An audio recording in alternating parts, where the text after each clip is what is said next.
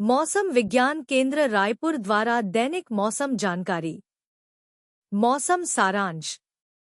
पिछले 24 घंटों में एक दो स्थानों पर हल्की वर्षा दर्ज की गई। रायपुर संभाग में अधिकतम तापमान सामान्य से चिन्हांकित कम रहे।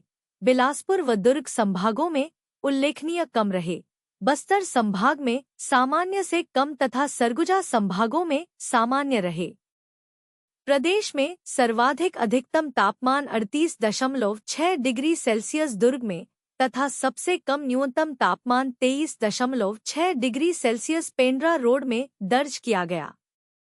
महत्वपूर्ण मौसम की विशेषताएं एवं सिनॉप्टिक स्थितियां।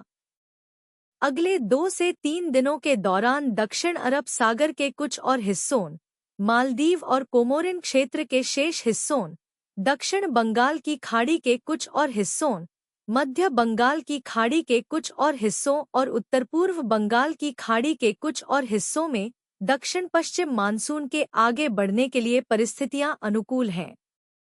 एक पूर्व पश्चिम द्रोणिका पंजाब से उत्तरी बांग्लादेश तक हरियाणा, दक्षिण उत्तर प्रदेश, दक्षिण बिहार और उत्तर गंगीय पश्चिम बंगाल से होकर औसत समुद्र तल से 1.5 किलोमीटर ऊपर बनी हुई है।